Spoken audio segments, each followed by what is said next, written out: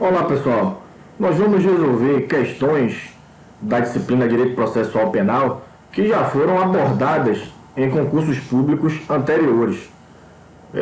Esses exercícios de hoje nós vamos observar conteúdos como o princípio do direito processual penal, a teoria da árvore dos frutos envenenados e algumas assertivas que tratam de inquérito policial. E como a prova, as questões elas são pensadas de modo genérico, acaba que um conteúdo ou outro eu ainda não tenho ministrado e disponibilizado a aula no YouTube, mas que em breve será abordado. Mas vocês já aproveitam as questões para compreender um pouco desses conteúdos que não foram abordados ainda. Na primeira questão, nós temos, considerando a lei e a doutrina formada a respeito da prova no processo penal, assinale a opção correta. Na assertiva A, observe que sempre eu estou grifando de vermelho aquele trecho incorreto da assertiva, para vocês conseguirem compreender e entender como é que a gente identifica a assertiva correta e elimina as demais assertivas que são incorretas dentro de uma prova, tendo sempre atenção às pegadinhas realizadas pela banca. E de azul está aquelas assertivas que são consideradas corretas. Na alternativa A, cabe invocar a aplicação da teoria dos frutos da árvore envenenada com o intuito de anular todas as provas obtidas durante uma investigação. Nesse primeiro trecho, ele é considerado correto. Por que correto?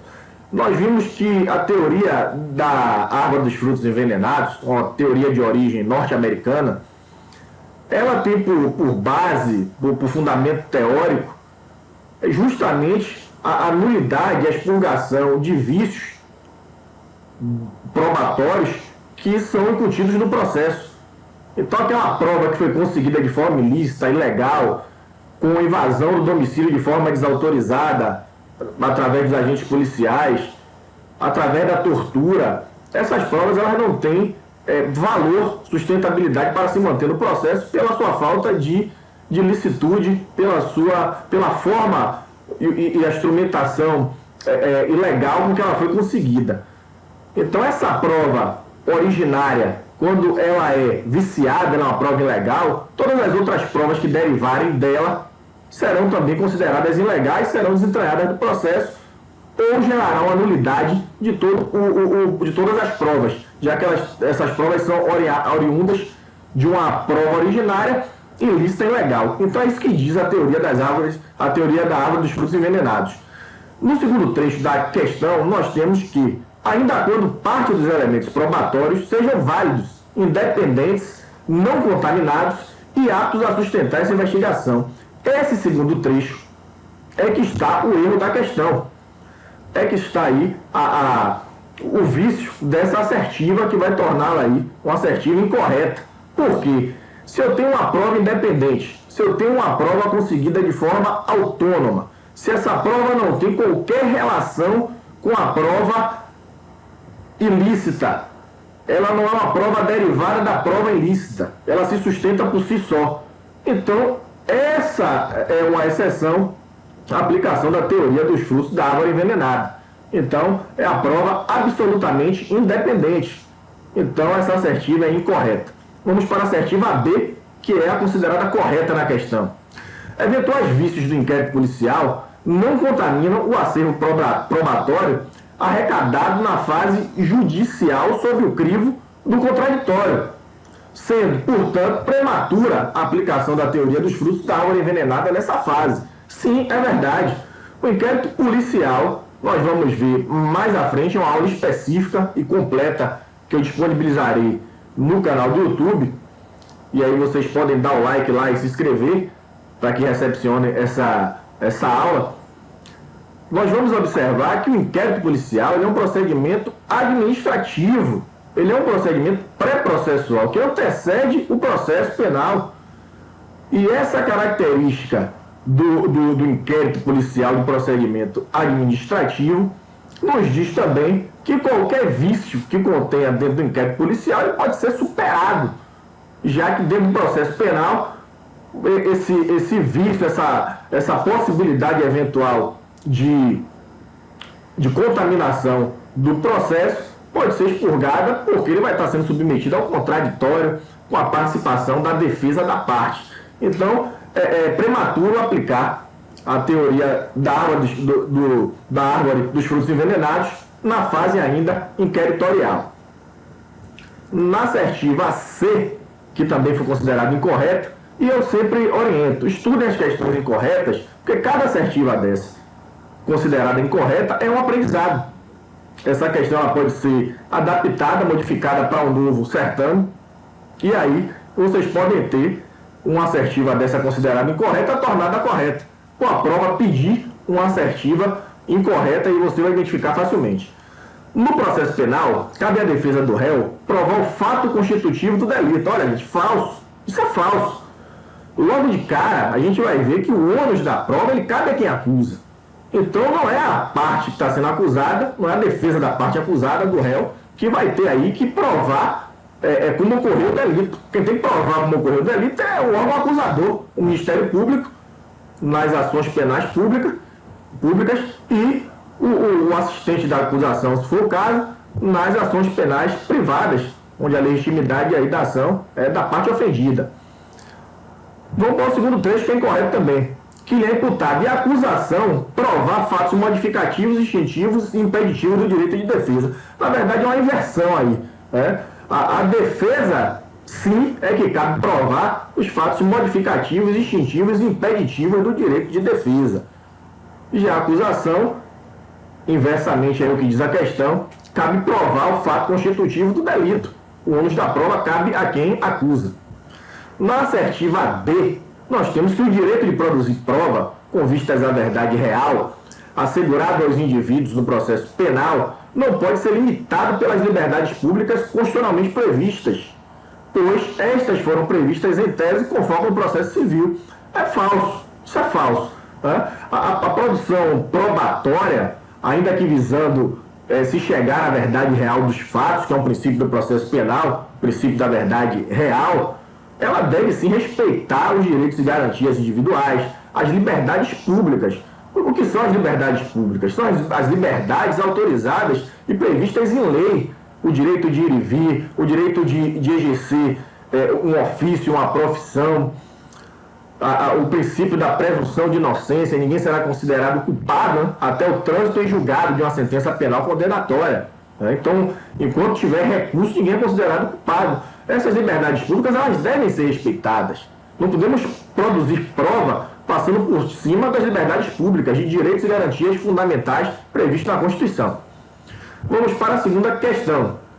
A garantia do juiz natural, e é uma questão no perfil CESP, né? Certo ou errado, é aquele tiro rápido de raciocínio, chamado tirocínio. A garantia do juiz natural e a vedação constitucional dos tribunais de exceção afastam do ordenamento jurídico brasileiro o Instituto do Foro Especial ou Privilegiado, que é a prerrogativa de foro por exercício funcional. Prerrogativa de foro é aquele que exerce determinada função, que existe para proteger, na verdade, a função que é exercida, e não para proteger a pessoa, como muitos acreditam. Então nós vamos ver que é uma questão incorreta, porque o foro privilegiado, a prerrogativa de foro por exercício funcional, existe no Brasil. E é uma previsão ex lege. A própria lei faz previsão da sua existência e legitima a sua existência. Então, a existência e a aplicabilidade do princípio do juiz natural não torna incompatível no ordenamento jurídico brasileiro, em hipótese alguma, a existência da prerrogativa de foro por exercício funcional, já que é uma previsão ex lege, prevista pela própria lei, autorizada pela própria lei. Na questão 3, a teoria dos frutos da árvore envenenada, de origem norte-americana, olha, eu falei isso aqui na primeira questão, nós vamos resolver tranquilamente essa questão. Enquanto é prevista no artigo 157, parágrafo 1º do Código de Processo Penal, o CPP, no livro dos ritos, quando este dispõe serem inadmissíveis, sem ressalvas, as provas derivadas das ilícitas. Olha, a primeira questão já é uma ressalva. A questão 3 ela é facilmente resolvida aí pela questão 1. E prova de concurso você tem também essa possibilidade, dentro da própria prova você conseguir responder outras questões. Então nós temos aí uma exceção que é a prova absolutamente independente, a prova autônoma, que se sustenta por si só, que não tem qualquer ligação com a prova ilícita, com a prova originária. Então, nesse caso aí, uma exceção à aplicação da teoria da árvore dos frutos envenenados. A outra hipótese é aquela prova de conhecimento inevitável, que ela fatalmente chegará ao conhecimento das autoridades, ao conhecimento público, independente de qualquer situação. Ela é uma prova que chegará ao conhecimento de notoriedade, conhecimento inevitável. Então nós temos duas exceções.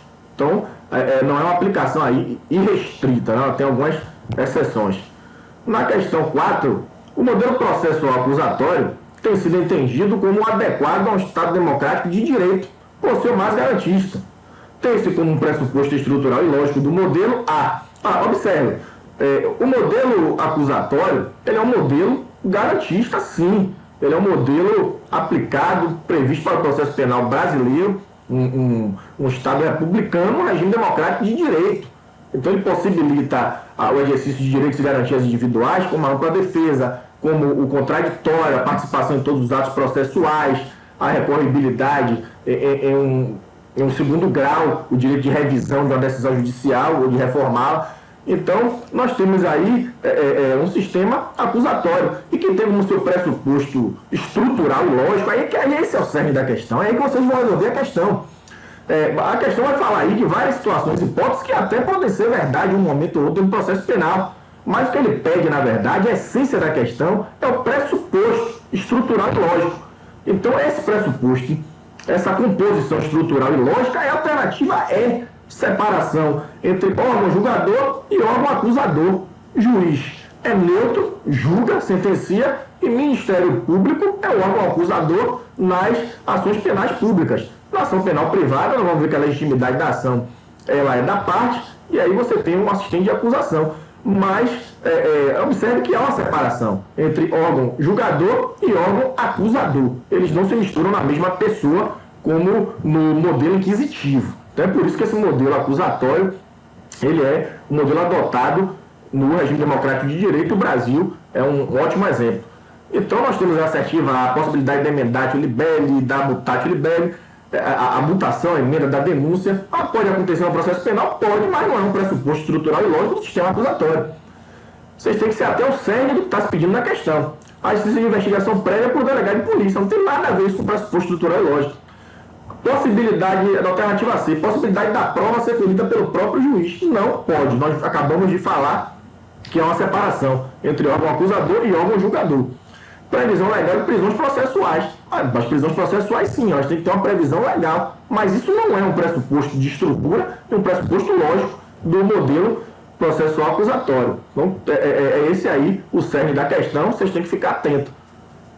Encerramos por hoje. Espero que tenha facilitado a compreensão do conteúdo e vamos rumo aí às próximas aulas. Um abração, pessoal.